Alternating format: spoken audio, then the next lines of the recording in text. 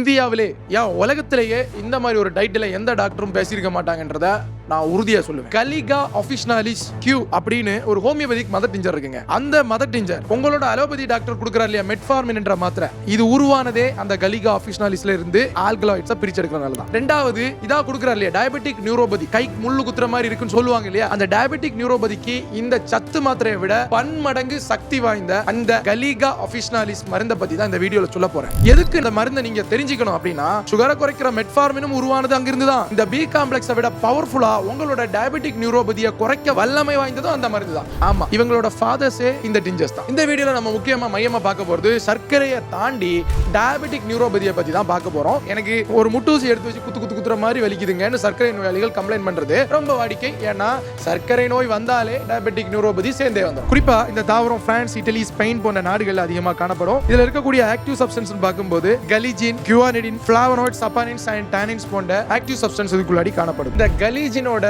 Molecular structure தான் கொஞ்சம் alter பண்ணி தான் மெட்ஃபார்மின் உருவாச்சு. இந்த மெட்ஃபார்மினே எங்கிருந்து உருவானதுனால இந்த மருந்து சுகரை குறைக்கும்ன்றதுல எந்த மாற்று கருத்தும் கிடையாது. இந்த பி காம்ப்ளெக்ஸை விட ஏன் இந்த மருந்து சுப்பீரியர் அப்படின்றத நான் இந்த வீடியோல பேசுறேன். டயபெட்டிக் நியூரோபதிக்கு பொதுவா சர்க்கரை நோயாளிகளுக்கு அதிகப்படியான சர்க்கரை ரத்தத்துல இருக்கிற காரணத்தினால அந்த சர்க்கரை ஒரு சுகர் ஆல்கஹாலா கன்வெர்ட் ஆகும். அதோட பேர் வந்து சார்பிட்டல். இந்த சார்பிட்டல் வந்து நர்வ் செல்லுக்கு உள்ளாடி ட்ராப் ஆயிடுச்சு அப்படின்னா நர்வ் செல்ஸ் வந்து சொல்லாகவும் இல்ல இறந்து போறதுக்கும் வழிவகை செய்யும். இந்த சார்பிட்டால குறைப்பதற்கும் அதோட எஃபெக்டை நியூட்ரலைஸ் பண்றதுக்கும் இந்த கலிகா ஆஃபிஷனாலிஸ் வந்து ஹெல்ப் பண்ணும். ஆனா இது நர்வ் செல்ஸ்க்கு எனர்ஜி மட்டும் தான் கொடுக்கும். அதுக்கப்புறம் அந்த செல்ஸ் வந்து டை ஆகிறதையும் இல்ல சொல் ஆகிறதையும் இந்த விட்டமின் B12 பண்ண முடியாது. அடுத்தது வந்து அதிகப்படியான சுகர் ஆகும்போது இந்த சார்பிட்டால் நான் சொன்னேன் இல்லையா, இதுக்கு அடுத்தடுத்த ஸ்டேஜஸ் நோக்கி நகரும். இதோட கடைசி ஸ்டேஜ்னு பார்க்கும்போது மெத்தில் கிளைகோக்சில் ஃபார்ம் ஆகும். இந்த மெத்தில் கிளைகோக்சில் என்றது ஒரு டாக்ஸிக் சப்ஸ்டன்ஸ் ஹை சுகர்னால உருவாக்கப்படுகிறது.